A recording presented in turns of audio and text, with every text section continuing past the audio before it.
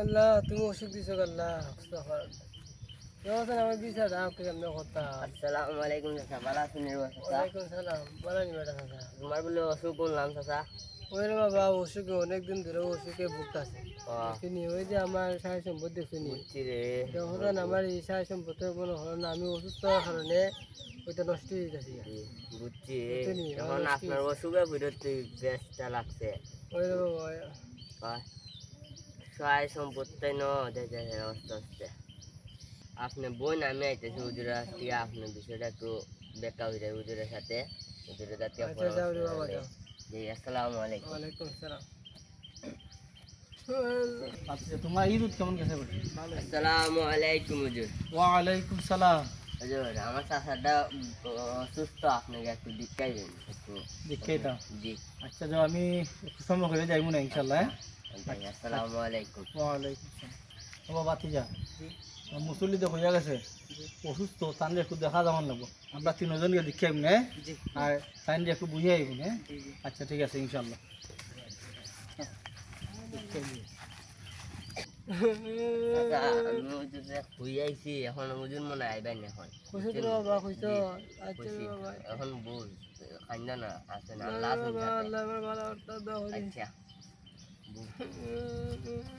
খাইনা না যাও। আসসালামু আলাইকুম।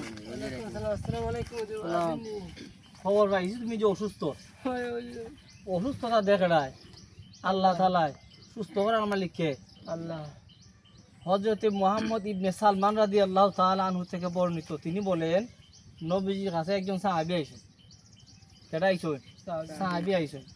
আইয়া কইতাছেন ইয়া রাসূলুল্লাহ, আমার সম্পদ বিনষ্ট হয়ে গেছিয়া আর আমি শারীরিকভাবে অসুস্থ হয়ে গেছিয়া। তা আল্লাহ নবীজি কইছেন যে ব্যক্তি শারীরিকভাবে সুস্থ, যার কোনো অসুস্থতা হয় নাই এবং সম্পদও বিনষ্ট হয় নাই, তা সে কোনো কল্যাণই আল্লাহ তাআলার পক্ষ থেকে হয় নাই। আর যে ব্যক্তি অসুস্থ হয়েছে এবং সম্পদ বিনষ্ট হয়েছে, যার প্রতি আল্লাহ রাজি খুশি, আল্লাহ যারে ভালোবাসেন, তারে আল্লাহ অসুস্থতাও দিন, সম্পদও বিনষ্ট করুন। এগুলাই দিয়ে আল্লাহ পরীক্ষা করুন। আল্লাহ কিনা করুন? পরীক্ষা করুন। তোমারও আল্লাহ অসুস্থতা দিছেন, সম্পদ বিনষ্ট করছেন, ফসল নষ্ট হয়ে যা, এগুলাই দিয়ে আল্লাহ তোমার পরীক্ষা করতেছেন। এই পরীক্ষার সময় তোমার আমার করণীয় কি? এই পরীক্ষার সময় তোমার আমার করণীয় হচ্ছে আমরা সবর করবো, ধৈর্য ধারণ করবো, আর বেশি বেশি আল্লাহ তাআলার কাছে সাহায্য প্রার্থনা করব ইনশাআল্লাহ।